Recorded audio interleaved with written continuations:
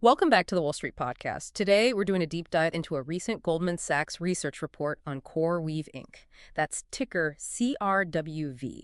The report came out July 29, 2025. It's titled Durability in AI Infrastructure Demand, Early Momentum in Lowering Cost of Capital F2Q25 Preview. Right. And this report gives us an updated look at CoreWeave's financials and, where they sit in the market. They're reiterating a neutral rating, but interestingly, they've significantly bumped up the price target. So it really digs into their Q2 estimates, the current market play, and what might be next. It balances the growth story with some ongoing financial and competitive hurdles. Our goal here is really to pull out the key insights for you. Okay, so Goldman Sachs sticks with neutral on CoreWeave, but that price target goes way up to $120 from $61. What's behind that big jump if they're still neutral overall? Well, it seems the confidence comes from a couple of main observations. First, this whole AI infrastructure build-out it seems to be lasting longer than maybe you first thought. You see peers like Oracle, Microsoft still investing heavily. And second, CoreWeave itself has been successful signing up large customers. That new $4 billion OpenAI deal is a big one, alongside the rapid expansion of capacity. But the neutral rating signals that some fundamental concerns haven't really gone away. Right. So even with that momentum and the higher target, what specific concerns are still being flagged in the report?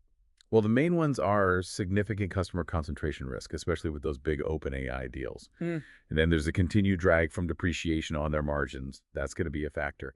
And finally, the expectation that debt levels will remain, well, elevated for the foreseeable future. Goldman Sachs basically suggests holding off on a more positive view until there's clearer evidence of, let's say, top-line durability and really sustainable returns on all that CapEx. Let's look at the numbers then. For the second quarter of 2025, what are the Goldman Sachs projections? Revenue, CapEx, margins. Okay, for Q2 25, Goldman Sachs models CoreWeave revenue at about $1.08 billion. That's 173% year-over-year growth, pretty close to consensus. CapEx is projected at $3.2 billion, which is in line with the company's guidance, and operating margin is pegged at 14%.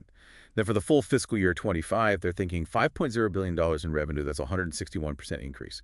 CapEx at $20.5 billion, operating margin at 16%. Again, consistent with guidance. Okay, that's serious growth. So given that, what does the report actually say about how durable this AI demand is and CoreWeave's visibility into future revenue? All right, good question.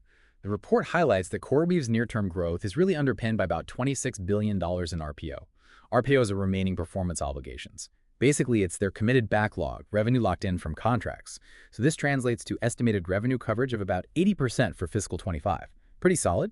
Then it drops to 62% for 26 and 38% for 27. So you have this high visibility near term, which sets a strong base, even if, there's a potential shift as contracts roll off later. And that new $4 billion OpenAI contract definitely helps solidify things. Now, you mentioned depreciation and debt as ongoing concerns. The report flags them specifically. How does Goldman see these pressures affecting margins and, well, the company's overall financial health? Yeah, they introduced a quarterly depreciation waterfall model. They're assuming a 6-year useful life for the capital expenditures. What that means is a significant chunk of earnings gets eaten up by depreciation near term. This directly hits their tax and interest, or T&I, estimates. And that, in turn, lowers their earnings and operating margin estimates down towards 21% in the outer years. On the debt side, net debt to EBITDA, that key leverage ratio, is projected to stay high, around 6.0x in fiscal 25, before it starts to moderate. But despite all that, the report seems to view this depreciation ramp as ultimately sustainable. They estimate a 1.75x multiple on invested capital. So basically, for every dollar invested, they expect CoreWeave to generate $1.75 back. That supports the long-term viability argument. And competitively, we're talking about a massive AI compute market, maybe $400 billion. How does CoreWeave fit in, and how's their strategy looking long-term with competition heating up? Well, CoreWeave is positioned, according to the report, as a sort of best-in-class provider for AI compute at scale. They're known for moving faster and offering better performance-adjusted pricing, at least for now.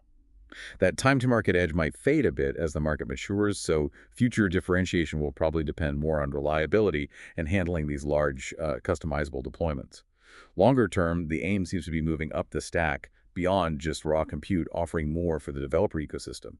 But, and it's a big but, they face huge challenges from the big hyperscalers, AWS, Azure, Google Cloud, plus that customer concentration issue we talked about.